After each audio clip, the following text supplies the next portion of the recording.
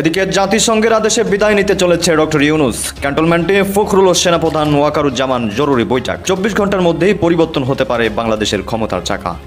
সেনাপ্রধান মিস্টার ওয়াকারুজ্জামান যাই করুক, তিনি যে লাইনেই থাকুক না কেন, পুরো সেনাবাহিনী এখন সঠিক লাইনে, বিশেষ করে আমাদের সৈনিকরা অলওয়েজ সঠিক লাইনে। মানে সামরিক অফিসারদেরকে জাতিসংঘ মানবাধিকার হাই কমিশনারের এরকম একটা ভুলে ভালে ভরা রিপোর্টের ভিত্তিতে এখন গ্রেফতার করতে যাচ্ছে আন্তর্জাতিক অপরাধ ট্রাইব্যুনাল। জাতিসংঘ মহাসচিবের উচিত হবে দ্রুত এই বিষয়ে একটা উদ্যোগ। আন্তর্জাতিক অপরাধ আদালত এবং আন্তর্জাতিক বিচারিক আদালতের উদ্দেশ্যে পাঠানো একটি গুরুত্বপূর্ণ নথি আমার হাতে এসেছে। নাম chronological assessment of judicial violation in Bangladesh after 5th of August 2024। দ্বিতীয়ত, জামাতের মাস্টার প্ল্যান অনুযায়ী তাদের একটা বিরাট। আসসালামু আলাইকুম প্রিয় দর্শক, নতুন একটা ভিডিওতে সবাইকে স্বাগতম। তো ইতিমধ্যেই আপনারা অনেকগুলো ভিডিওর অংশবিশেষ দেখেছেন, তো দেখে নিশ্চয়ই বুঝতে পেরেছেন যে ভিডিওটা কতটা গুরুত্বপূর্ণ এবং আকর্ষণীয় হতে চলেছে। তো চলুন কথা না বাড়িয়ে সম্পূর্ণ ভিডিওটা দেখে আসি। তো দেখার আগে বলবো, যারা আমাদের চ্যানেলটি এখনো পর্যন্ত সাবস্ক্রাইব করেননি তারা দয়া করে সাবস্ক্রাইব করে দিন, এবং যারা ইতিমধ্যেই করেছেন তাদের অসংখ্য ধন্যবাদ। তো চলুন কথা না বাড়িয়ে একটি লাইক দিয়ে সম্পূর্ণ ভিডিওটা দেখে আসি। আব্দুল মোমেন প্রশ্ন তুলেছেন এখানে যে মহাসচিবের এখন উচিত হবে উদ্যোগ নেওয়া, যে যেই অফিসাররা জাতিসংঘের ফ্ল্যাগ উচ্চ করলেন, পৃথিবীর বিভিন্ন মানে জাতিসংঘের পতাকার সম্মান রক্ষা করলেন এবং জাতিসংঘের অ্যাসাইনমেন্ট অত্যন্ত ভালোভাবে পালন করলেন, সেসব বর্ণাঢ্য ক্যারিয়ারের আর মানে সামরিক অফিসারদেরকে জাতিসংঘ মানবাধিকার হাই কমিশনারের এরকম একটা ভুলে ভালে ভরা রিপোর্টের ভিত্তিতে এখন গ্রেফতার করতে যাচ্ছে আন্তর্জাতিক অপরাধ ট্রাইব্যুনাল। জাতিসংঘ মহাসচিবের উচিত হবে দ্রুত এই বিষয়ে একটা উদ্যোগ নেওয়া। বাংলাদেশে জুলাই আগস্ট আন্দোলনের ওপর জাতিসংঘের মানবাধিকার হাই কমিশনারের দফতর থেকে যে রিপোর্ট প্রকাশ করা হয়েছে, সেই রিপোর্ট নিয়ে সরাসরি প্রশ্ন তুলে বাংলাদেশে আওয়ামী লীগ সরকারের সাবেক পররাষ্ট্রমন্ত্রী এবং জাতিসংঘে 2009 থেকে 2015 সাল পর্যন্ত বাংলাদেশের স্থায়ী প্রতিনিধি হিসেবে দায়িত্ব পালনকারী ডক্টর AK আব্দুল মোমেন একটা কড়া ভাষার চিঠি দিয়েছেন জাতিসংঘ মহাসচিবকে সরাসরি, এবং সেখানে তিনি জাতিসংঘের যে প্রতিবেদনটি প্রকাশিত হয়েছে মানবাধিকার হাই কমিশন কার্যালয় থেকে জুলাই আগস্ট আন্দোলন নিয়ে, সেটিকে পক্ষপাত দুষ্ট বয়ানের দায়ে অভিযুক্ত করেছেন। এর মধ্যে তথ্যের অসামঞ্জস্য আছে বলে অভিহিত করেছেন এবং সরাসরি এই রিপোর্টটির বিষয়ে তদন্ত পরিচালনার আহ্বান জানিয়েছেন জাতিসংঘ মহাসচিবের প্রতি। তিনি বলেছেন যে একটা স্বাধীন এবং স্বচ্ছ তদন্ত হতে হবে office of the high commissioner for human rights recent report on Bangladesh, বাংলাদেশের বিষয়ে জাতিসংঘ মানবাধিকার কমিশনের এই রিপোর্টটির বিষয়ে। এবং সেখানে তাদের মূল আপত্তি যেসব জায়গায়, সেটাকে সহজভাবে বললে প্রধানত একটা আপত্তির জায়গা হচ্ছে যে কোথা থেকে জাতিসংঘ 1400 জন নিহত হয়েছে এই সংখ্যাটা পেল, সেটা নিয়ে প্রশ্ন তুলেছে আওয়ামী লীগ। সে সময় বাংলাদেশের যেসব শীর্ষস্থানীয় দৈনিক, যেখানে লেখা হয়েছিল যে 16 জুলাই থেকে 5ই আগস্টের মধ্যে 329 জন মারা গেছেন এবং 5 থেকে 8ই আগস্টের মধ্যে 328 জন মারা গেছেন, মানে 657 জন মারা গেছেন। তার সঙ্গে জাতিসংঘ রিপোর্ট যে প্রথম প্রাথমিকভাবে 650 জনের মৃত্যুর কথা বলেছিল, তার একটা সরাসরি সামঞ্জস্য ছিল। কিন্তু কোথা থেকে ফাইনাল রিপোর্টে ইনএক্সপ্লিকেবলি, মানে কোন রকম ব্যাখ্যা বিশ্লেষণ ছাড়া জাতিসংঘ ইনফ্লেটেড, মানে হঠাৎ ফুলিয়ে ফাঁপিয়ে 1400 জনের মৃত্যু ঘোষণা করলো, যেটা তথ্যসূত্র হিসেবে শুধুমাত্র জাতিসংঘ মানবাধিকার কমিশন লিখে দিয়েছে যে তারা কথা বলেছে সরকারি কর্মকর্তা এবং ইনজর্ড পার্সনদের সাথে, কিন্তু কোনো সুনির্দিষ্টভাবে উল্লেখ করে নাই যে কোন সে সরকারি কর্মকর্তারা যারা এই 1400 জনের হিসাব নিয়ে হাজির হলো, কিংবা কোন সে আহত ব্যক্তিরা যারা এই 1400 জন, মানে জাতিসংঘ প্রাথমিক রিপোর্টে 650 বলছিল, 1400 জনে যে চলে গেল সেটার কোনো ব্যাখ্যা আর হাজির করতে পারে নাই। সেই প্রশ্নটি তুলেছেন AK আব্দুল মোমেন। এছাড়া তিনি বলেছেন যে জাতিসংঘ এই পুরো বয়ানটা তৈরির সময় আন্দোলনকারীদের তরফে যে ধরনের, এবং তিনি ভাড়াটে গুণ শব্দটা ব্যবহার করেছেন, মানে ভাড়াটে গুন্ডা দিয়ে, সহিংসতা সৃষ্টিকারী লোকজন দিয়ে যে ধরনের সহিংসতা সৃষ্টি করা হচ্ছিল, মেট্রো রেল, BTV সহ সরকারি স্থাপনায় যে আগুন দেওয়া হচ্ছিল, এই সহিংসতার বিষয়টি পুরোপুরি জাতিসংঘ তার বয়ানে অনুপস্থিত রেখেছে। যে একটা পক্ষ সহিংসতা শুরু করেছে এবং সরকারের তরফে তখন জানমালের নিরাপত্তা রক্ষার জন্য শক্তি প্রয়োগ করা হয়েছে কিনা, এই বয়ানটি একেবারে এড়িয়ে গেছে, বা এই দৃষ্টিভঙ্গিটি এভাবে দেখার সুযোগটা পুরোপুরি এড়িয়ে গেছে জাতিসংঘ, সে কথাও বলেছেন AK আব্দুল মোমেন। তিনি বলেছেন যে the intentional ignoring of public testimonies of perpetrators who admitted in national media to killings and arson, যে এমনকি সে সময় আন্দোলনকারীদের অনেকে জাতীয় সংবাদ মাধ্যমে এসে যে লুটতরাজ, হত্যা এগুলোর সঙ্গে নিজেদের জড়িত থাকার কথা সরাসরি স্বীকার করেছেন, সেসব স্বীকারোক্তিও উদ্দেশ্যমূলকভাবে জাতিসংঘ এড়িয়ে গেছে। AK কে আব্দুল মোমেন আওয়ামী লীগের এই সাবেক পররাষ্ট্রমন্ত্রী মহাসচিবকে প্রশ্ন করেছেন যে কিভাবে জাতিসংঘ যেসব পুলিশদের হত্যা করে তাদের মৃতদেহ পাবলিকলি ফেলে রাখা হলো, মানে প্রকাশ্যে ফেলে রাখা হলো, ডিসপ্লে করা মানে আমরা তো জানি এমনকি ঝুলিয়ে রাখা হয়েছে, সেসব ছবিও আমরা দেখেছি। তো একরকমের প্রকাশ্যে হত্যা করে যাদেরকে ফেলে রাখা হলো, এরকম 3200 জন পুলিশের 3200 জন পুলিশ হত্যা হয়েছে বলে আওয়ামী লীগ জাতিসংঘ মহাসচিবের কাছে লেখা এই চিঠিতে দাবি করছে। তারা বলছে যে এই 3200 জন পুলিশের হত্যার বিষয়টি জাতিসংঘ কিভাবে এড়িয়ে গেল। এ কে আব্দুল মোমেনের চিঠিতে কেন এই সময়ে লেখা, এটার ক্ষেত্রে আমার মনে হয় অত্যন্ত গুরুত্বপূর্ণ যে তিনি চিঠির মধ্যে উল্লেখ করেছেন যে এই যে একটা পলিটিক্যাল ম্যানিপুলেশনের মানে অংশ হিসেবে এই যে রিপোর্ট, রাজনৈতিক কারসাজির অংশ হিসেবে এই যে জাতিসংঘ মানবাধিকার হাই কমিশনের দফতর থেকে এরকম একটা পক্ষপাত দুষ্ট এবং ভুলে ভরা এমন একটা রিপোর্ট প্রকাশ করা হলো। এর ফলে মানে কেন আব্দুল মোমেন এখন লিখছেন তার উত্তর বোধহয় এখানে পাওয়া যায়। সেখানে তিনি লিখছেন যে it has come to our attention, যে এর ফলে বাংলাদেশ আন্তর্জাতিক অপরাধ ট্রাইব্যুনালে এখন পরামর্শ দিয়েছে বা তারা গ্রেফতারি পরোয়ানা জারি করেছে 25 জন এমন ঊর্ধ্বতন শীর্ষ সামরিক কর্মকর্তাকে গ্রেফতারের জন্য, যার মধ্যে আব্দুল মোমেন লিখছেন many of whom are decorated senior officers in the armed forces who have served in the UN peacekeeping missions with distinction. যাদের মধ্যে অনেকে মানে এরা একদিকে যেমন খুবই মানে তাদের আর্মি অফিসার হিসেবে তাদের ক্যারিয়ারটা বর্ণাঢ্য, তেমনি এরা ইউএন শান্তিরক্ষী জাতিসংঘ শান্তিরক্ষী মিশনের ফ্ল্যাগ বহন করে, জাতিসংঘের পতাকা বহন করে অত্যন্ত সম্মানের সঙ্গে এবং জাতিসংঘের মর্যাদা রক্ষা করে ডিস্টিংশনের সাথে তাদের দায়িত্ব পালন করেছেন। তো আব্দুল মোমেন প্রশ্ন তুলেছেন এখানে যে মহাসচিবের এখন উচিত হবে উদ্যোগ নেওয়া যে যেই অফিসাররা জাতিসংঘের ফ্ল্যাগ উচ্চ করলেন, পৃথিবীর বিভিন্ন মানে জাতিসংঘের পতাকার সম্মান রক্ষা করলেন এবং জাতিসংঘের অ্যাসাইনমেন্ট অত্যন্ত ভালোভাবে পালন করলেন, সেসব বর্ণাঢ্য ক্যারিয়ারের মানে সামরিক অফিসারদেরকে জাতিসংঘ মানবাধিকার হাই কমিশনারের এরকম একটা ভুলে ভালে ভরা রিপোর্টের ভিত্তিতে এখন গ্রেফতার করতে যাচ্ছে আন্তর্জাতিক অপরাধ ট্রাইব্যুনাল। জাতিসংঘ মহাসচিবের উচিত হবে দ্রুত এই বিষয়ে একটা উদ্যোগ নেওয়া, কারণ তিনি মনে করাচ্ছেন যে যেই বাংলাদেশ অর্থনৈতিকভাবে সামাজিক সকল সূচকে জাতিসংঘের দ্বারা প্রশংসিত ছিল এবং অত্যন্ত ভালো এগিয়ে যাচ্ছিল, সেই বাংলাদেশ গত 1 বছরের বেশি সময় ধরে চলা অস্থিতিশীলতার সহিংসতায় এখন অর্থনৈতিকভাবে মুখ থুবড়ে পড়ছে এবং মানে দেশটিতে এত ভয়াবহভাবে দারিদ্র বেড়েছে যে মানে এই সাবেক পররাষ্ট্রমন্ত্রী লিখছেন যে মহাসচিবের যে বাড়ি, অ্যান্তোনিও গুতেরেসের যেখানে বাড়ি জাতিসংঘ মহাসচিবের পর্তুগাল, তার দেশ পর্তুগালেও বাংলাদেশ থেকে অবৈধ অভিবাসনের পরিমাণ এবং অবৈধভাবে সেখানে যাওয়ার আকুতির পরিমাণ, তাড়নার পরিমাণ অনেক বেড়ে গেছে। তো কি কি সুনির্দিষ্ট বিষয় তুলে ধরলেন এ কে আব্দুল মোমেন সেটা একটু আপনাদেরকে বলি। একটা তো বলেছি যে 3200 জন পুলিশ অফিসারের মৃত্যুর বিষয়ে কি করে জাতিসংঘ রিপোর্ট এড়িয়ে গেল, সরাসরি আওয়ামী লীগ এই চিঠিতে সে প্রশ্ন করছে। এরপরে বলেছি যে কিভাবে লুটতরাজ হত্যা করেছি বলে যে বয়ান বা যেই স্বীকারোক্তি জাতীয় সংবাদ মাধ্যমে দিল আন্দোলনকারীরা, কি করে জাতিসংঘ সেটা এড়িয়ে গেল সে প্রশ্ন তুলেছে। তারপর তারা প্রশ্ন তুলেছে যে জাতিসংঘ কিভাবে মেনে নিল যে আন্দোলনের সঙ্গে জড়িত যারা এবং সহিংসতা হত্যা লুটতরাজ এসবে জড়িত ছিল তাদের ক্ষেত্রে যে ইউনূস সরকার, ইউনূস প্রশাসন একটা ঢালাও দায় মুক্তি দিয়েছে যে আন্দোলনের সময়কার হত্যা লুটতরাজ এসবের কোনো বিচার করা যাবে না। এই দায় মুক্তি নিয়ে কি করে জাতিসংঘ প্রশ্ন তুলছে না, সে প্রশ্ন করেছে আওয়ামী লীগের এই সাবেক পররাষ্ট্রমন্ত্রী। তারপর বাংলাদেশের এই সাবেক পররাষ্ট্রমন্ত্রী বলছেন যে বাংলাদেশের একটা সর্বোচ্চ আদালত, হাইকোর্ট এবং সুপ্রিম কোর্টের মানে আপিল বিভাগ এবং হাইকোর্টের যে অনেক অনেক বিচারপতিকে একেবারে অবৈধভাবে ঢালাওভাবে অপসারণ করা হয়েছে, জাতিসংঘ তার এই পরিস্থিতি বয়ানের রিপোর্টে প্রতিবেদনে সেটা কি করে এড়িয়ে গেল। তিনি প্রশ্ন করছেন যে আবু সাইদের যে মৃত্যু, সেই মৃত্যুতে তখন ময়না তদন্ত থেকে পরিষ্কারভাবে বেরিয়ে এসেছিল যে কোনো বন্দুকের গুলিতে আবু সাইদের মৃত্যু হয়নি, আবু সাইদের মৃত্যু হয়েছিল ব্লান্ট হেড ট্রমায়, মানে ভোঁতা কিছু দিয়ে এমন ভাবে তার মাথায় আঘাত করা হয়েছে, সেই মাথার আঘাত থেকে। এই বিষয়টি জাতিসংঘ এড়িয়ে গেল কি করে। এটা পড়ে আমার মনে হলো আন্তর্জাতিক অপরাধ ট্রাইব্যুনালে উপস্থিত হয়ে কিছুদিন আগে আপনারা জানেন যে আমি বয়ানে বিস্তারিত বলেছিও আপনাদেরকে যে আবু সাইদের বাবা নিজে হাজির হয়ে কিন্তু বললেন যে বহু ঘন্টা পর ছেলের লাশ যখন তার কাছে পৌঁছালো, সেই ছেলের লাশের মাথার পেছন থেকে তখনও রক্ত ঝরছিল।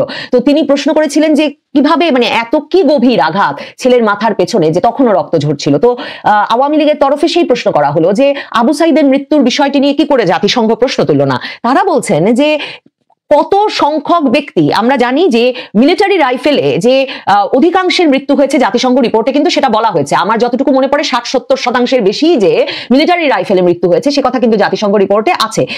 এখন সাবেক পররাষ্ট্রমন্ত্রী প্রশ্ন করছেন যে এই যে 7.62 বুলেট দিয়ে 7.62 বুলেট দিয়ে কত সংখ্যক মারা গেলেন সেটা কেন চিহ্নিত করতে পারলো না জাতিসংঘ। শুধু তাই নয়, তারা বলছে এই বুলেট এবং এই হত্যাকাণ্ডগুলো ঘটেছে প্রাইভেট শার্প শুটার্স এবং গুনসদের দ্বারা, মানে বেসামরিক বেসরকারি তার মানে প্রাইভেটলি হায়ার্ড ভাড়াটিয়া গুন্ডাদের দ্বারা এই হত্যাকাণ্ডগুলো ঘটেছে। কারণ আওয়ামী লীগের দাবি যে বাংলাদেশ পুলিশকে কখনো 7.62 মিলিমিটারের বুলেটের কোনো অস্ত্র দেওয়া হয় নাই। তাহলে এই অস্ত্রগুলো কোথা থেকে এলো সেই প্রশ্নটা কি করে জাতিসংঘ তুললো না, সেই প্রশ্ন তুলছেন সাবেক পররাষ্ট্রমন্ত্রী একে আব্দুল মোমেন। এবং তারা বলছেন যে অনেক সুপরিচিত আন্দোলনকারীর বাড়িতে তো পরে এই 7.62 বুলেটের অস্ত্র এবং বুলেট পাওয়া গেছে, তাহলে সেগুলো কি করে জাতিসংঘ তার তদন্ত প্রতিবেদনে এড়িয়ে গেল।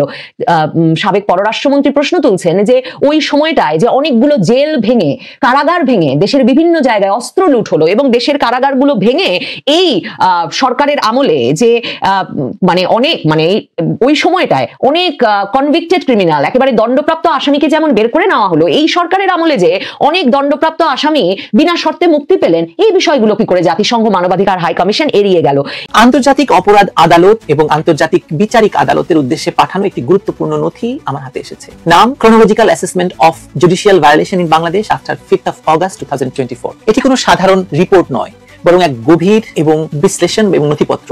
এটি দেশের আইনি পতনের ধাপে ধাপে বিবরণ। বিস্তারিত আলোচনা করে চলুন। এই নথিছেন বাংলাদেশের একদল মানবাধিকার কর্মী, আইনজীবী, সাংবাদিক এবং প্রবাসী নাগরিক যারা নিজেদের নাম প্রকাশ করেননি নিরাপত্তার কারণে। তাদের দাবি 2024 সালের 5 আগস্টের পর থেকে বাংলাদেশের রাষ্ট্রীয় কাঠামো ভেঙে পড়েছে। সংবিধান, বিচার ব্যবস্থা, মানবাধিকার সবকিছু একসাথে বাংলাদেশে ক্ষতিগ্রস্ত শুধু নয়, একদম উপরে ফেলা হয়েছে। তারা এই নথি তৈরি করেছেন শুধু অভিযোগ জানানোর জন্য নয়, বরং ইতিহাস সংরক্ষণের জন্য, যেন ভবিষ্যতের বিচার কার্যে প্রমাণ থাকে যে এই সময়ে কি ঘটেছিল, কারা দায়ী ছিল আর কতটা সুসংগঠিতভাবে এই অন্যায় চালানো হয়েছিল।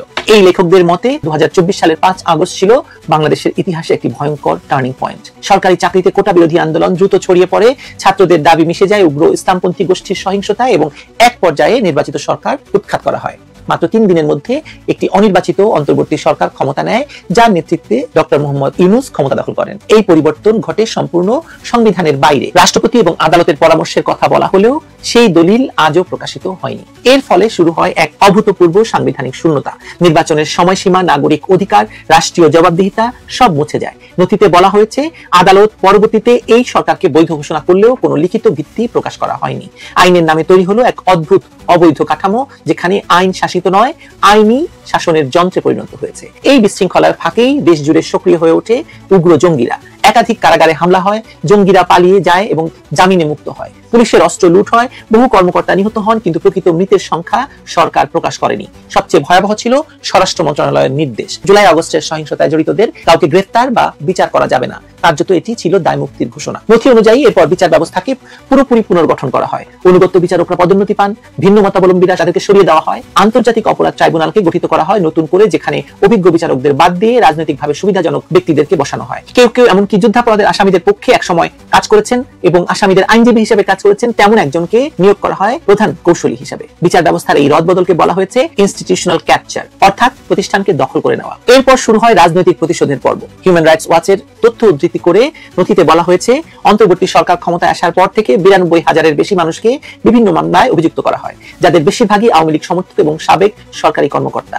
18,000 মানুষকে গ্রেফতার করা হয় অপারেশন ডেভিল হান্ট নামে অভিযানে। এমনকি সাংবাদিকদের বিরুদ্ধেও হত্যা এবং সন্ত্রাসের মামলা দেওয়া হয়। স্বাধীন সংবাদ মাধ্যম কার্যত বন্ধ হয়ে যায়, অনেকে দেশ ছাড়েন এবং কেউ কেউ গুম হন। 2025 সালে এসে সরকার আরো এক ধাপ এগিয়ে যায়। সন্ত্রাস বিরোধী আইনের সংশোধন এনে আওয়ামী লীগকে আনুষ্ঠানিকভাবে নিষিদ্ধ ঘোষণা করা হয়। দলটির সভা, প্রকাশনা এবং অনলাইন কার্যক্রম নিষিদ্ধ হয়। গোপালগঞ্জে নিরস্ত্র মানুষের উপর গুলি চালিয়ে 5 জনকে হত্যা করা হয়। তারপর সেই ঘটনায় আইন শৃঙ্খলার অভিযান বলে ঘোষণা দেওয়া হয়। পরিবারগুলোকে বলা হয় লাশ দ্রুত দাফন করতে কোনো ময়নাতদন্ত হয় না। একই সময়ে সংখ্যালঘু সম্প্রদায়ের উপর হামলা ভয়ঙ্কর রূপ নেয়। রংপুর ও চট্টগ্রাম হিল ট্র্যাক্সের বহু গ্রাম জ্বলে যায়, মন্দির ভাঙচুর হয়, পরিবারগুলো বাস্তুচ্যুত হয়, রাষ্ট্র নীরব থাকে।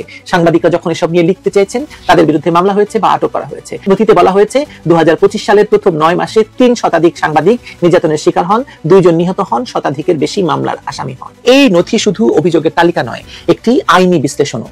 লেখকরা ব্যাখ্যা করেছেন এই সব কর্মকাণ্ড আন্তর্জাতিক আইনের দৃষ্টিতে ক্রাইমস এগেইনস্ট হিউম্যানিটি অর্থাৎ মানবতা বিরোধী অপরাধের আওতায় পড়ে।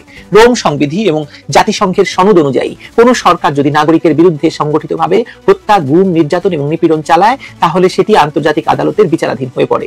বাংলাদেশের বর্তমান বাস্তবতা নথির ভাষায় সেই সীমা অতিক্রম করেছে। লেখকরা যুক্তি দিয়েছেন বাংলাদেশ এখন আন্তর্জাতিক দায়ে বাধ্য, কারণ দেশটি রোম সংবিধির সদস্য রাষ্ট্র এবং জাতিসংঘ সনদেরও স্বাক্ষরকারী। কিন্তু অন্তর্বর্তী সরকারের কর্মকাণ্ড, বিচার বহির্ভূত হত্যা, গণগ্রেপ্তার, সংবাদ মাধ্যম দমন, বিচার ব্যবস্থার উপর রাজনৈতিক নিয়ন্ত্রণ সবই এই প্রতিশ্রুতির পরিপন্থী, এসব সনদের পরিপন্থী। 3টি প্রস্তাব রাখা হয়েছে এই নথির শেষে। প্রথমত, আন্তর্জাতিক অপরাধ আদালত যেন বাংলাদেশের পরিস্থিতির উপর প্রাথমিক তদন্ত শুরু করে। দ্বিতীয়ত, আন্তর্জাতিক বিচারিক আদালত যেন পরামর্শমূলক রায় দেয় এবং বাংলাদেশের সংবিধান এবং মানবাধিকার রক্ষার দায়িত্ব পালনে ব্যর্থতার বিষয়টি মূল্যায়ন করে। তৃতীয়ত, জাতিসংঘ ও তার অংশীদার রাষ্ট্রগুলো যেন একটি স্বাধীন অনুসন্ধান কমিটি গঠন করে যাতে ভবিষ্যতের বিচার প্রক্রিয়ার জন্য প্রমাণ সংরক্ষণ হয়।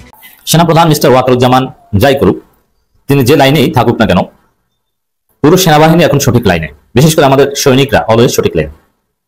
সৈনিকরা গুলি চালাতে রাজি হয়নি বলেই তো জুলাই বিপ্লবে সেনাবাহিনী শেষ পর্যন্ত জনগণের পক্ষে ছিল। জুনিয়র অফিসার এবং সৈনিকরাই আমাদের মূল গর্ব। সিনিয়র অফিসারও বেশিরভাগ এখন লাইনে, অনেকের সাথে আমাদের কথাবার্তা হয়। ওয়াকার উল্টোপাল্টা কিছু করাতে পারবেন না।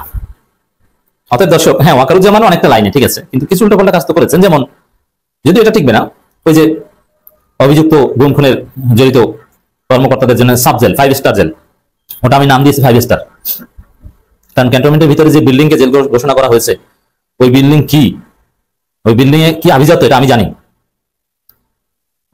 দর্শক, অবস্থা দৃষ্টিতে মনে হচ্ছে যে সেনাবাহিনী সঠিক লাইনে এবং সরকারের সাথে পুরো সেনাবাহিনী আছে, সেনাবাহিনীর অফিসার অন্যান্য যারা আছে সবাই আশ্বস্ত করছে সরকারকে যে না, কোনো সমস্যা নেই, ঠিক আছে।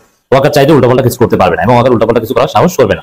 যেমন ওইসব সাবজেক্ট বাতিল করে তাদের কেরানীগঞ্জ বা কাশিমপুরে পাঠানো হবে, ওয়াকার কিছু করতে পারবে না, চেয়ে চেয়ে দেখবেন, কিছু করার নেই ওয়াকারে, এটাই মনে হচ্ছে। এই যে দৃশ্যটা বললাম যে পুরো সেনাবাহিনী সঠিক লাইনে, এই বিচারে তারা সহযোগিতা করতে বাধ্য হবে এবং কোর্ট যদি বলে যে তারা কেরানীগঞ্জ বা কাশিমপুরে থাকবে, কেরানীগঞ্জ বা কাশিমপুরে কিছু করার থাকবে না। এই দৃশ্য এর প্রমাণ অ্যাডভোকেট তাজুল ইসলামের একটা বক্তব্য। তিনি বলছেন, দেশ রক্ষায় ঢাল হয়ে দাঁড়িয়েছিল সেনাবাহিনী, চিফ প্রসিকিউটর। এটা খুব তাৎপর্যপূর্ণ। এই চিফ প্রসিকিউটর তাজুল ইসলাম, তার তৎপরতার ফলেই কিন্তু সেনা অফিসাররা বিচারের মুখোমুখি হচ্ছে, তারা পাকড়াও হয়েছে, তাদেরকে ধরা হয়েছে, তারা সামনে প্রচলিত জেলে যাবে, এখনো এক প্রকার জেলে আছেন। 22 তারিখের মধ্যে আপনার এই খেলা দেখতে পাবেন, 22 অক্টোবরের মধ্যে। এখানে ওয়াকারকে সমালোচনা করছে এবং সমালোচনা করে অনেক বিষয় আছে। যেমন আমরা এই চেপে ধরেছিলাম যে জেনারেল আকবর পালিয়েছে। এখন জেনারেল আকবর কিভাবে পালিয়েছে, তিনি কেন পালাবেন? একজন সার্ভিং জেনারেল পালানো এটা রাষ্ট্রের জন্য। বাংলাদেশ সেনাবাহিনী আসলে কি সেনাবাহিনী আছে না কোনো ধ্বংস বাহিনী হয়েছে? কারণ জেনারেল তো পালাতে পারে না, তার মৃত্যু নিশ্চিত থাকলেও তিনি পালাতে পারেন না। এটি জেনারেল, এটি অফিসার, এটি সেনাবাহিনী, তিনি পালাবেন না, কিন্তু পালিয়েছেন। কোথাও পালিয়েছে, তাও আবার ভারতে, মানে আমাদের শত্রু রাষ্ট্রের কাছে আমাদের শীর্ষ সামরিক কর্মকর্তারা, এবং অবৈধ অনুপ্রবেশ করেছে। থাকা কথা জেলে, কিন্তু তাদেরকে রাখে 5 স্টার মানে হোটেলে, সঞ্জীবা গার্ডেনে। এবং এর আগে পালাতকদের পাশাপাশি রাখা হয়, আওয়ামী লীগ নেতারা আশেপাশে আছে। কতটা থ্রেটের মধ্যে আমরা আছি চিন্তা করেছেন? এই দায় একজন সার্ভিং জেনারেল পালানো দায় সেনাপ্রধানের উপর বর্তায়। সেনাপ্রধানকে নিয়ে এই কারণে আমাদের ক্রিটিক আছে। কিন্তু তারপর তাজুল ইসলাম বলছেন, দেশ রক্ষা ঢাল হয়ে দাঁড়িয়েছিল সেনাবাহিনী, মানে ভূয়সী প্রশংসা করেছেন সেনাবাহিনীর। এটা তাৎপর্যপূর্ণ। আসসালামু আলাইকুম রাহমাতুল্লাহি ওয়া বারাকাতুহু। সম্মানিত দর্শক, বাংলাদেশের সাম্প্রতিক সময়ের কিংস পার্টি বলে পরিচিত এনসিপি। তো সেই এনসিপিকে মনে করা হতো মূলত জামাতের একটা বি টিম।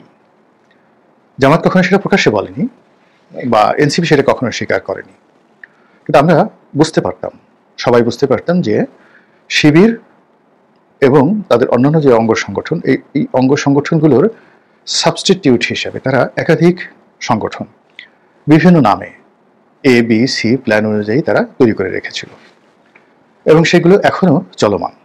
দ্বিতীয়ত, জামাতের মাস্টার প্ল্যান অনুযায়ী তাদের একটা বিরাট গুপ্তচর বাহিনী রয়েছে, যারা ভুল পাল্টে, পোশাক পাল্টে বিভিন্ন সংগঠনের মধ্যে লুকিয়ে আছে। বিএনপির মধ্যে আছে, আওয়ামী লীগের মধ্যে আছে, এবং এটা আমরা কল্পনা করতাম, সন্দেহ করতাম, কিন্তু আওয়ামী লীগ সরকারের পতনের পর যেভাবে ছাত্রলীগের পেটের মধ্য থেকে, আওয়ামী লীগের পেটের মধ্য থেকে জামাত বের হয়ে এলো এবং জয় বাংলা থেকে রাতারাতি যেভাবে নারায়ে তাকবীরে তারা নিজেদের স্লোগানকে রূপান্তরিত করলো, তাতে করে আসলে আমাদের যে বিস্ময়, আমাদের যে অবাক হওয়া, এটা অতীতের যে কোনো সময়ের চাইতে এটি আরও বেশি সীমা অতিক্রম করলো। এখন জামাত সম্পর্কে আমাদের যে চিন্তা এবং চেতনা, সেটা এই দলটি সব কিছু করতে পারে। তাদের বুদ্ধি আছে, তাদের কৌশল আছে, তাদের ডেডিকেটেড নেতাকর্মী রয়েছে যারা দলের জন্য প্রাণ দেবে এবং দলের জন্য সব কিছু করতে পারে। তারা যদি বলা হয় যে ঠিক আছে, এখন তোমরা 50 জন ছেলে সব কিছু ত্যাগ করে দিল্লি চলে যাও, সেখানে গিয়ে শেখ হাসিনার আশেপাশে থাকো এবং শেখ হাসিনার বিশ্বাস অর্জন করে ওখান থেকে প্রতিদিন তথ্য এবং ডাটা পাঠাতে থাকো, অনেকটা রোবটের মতো করে।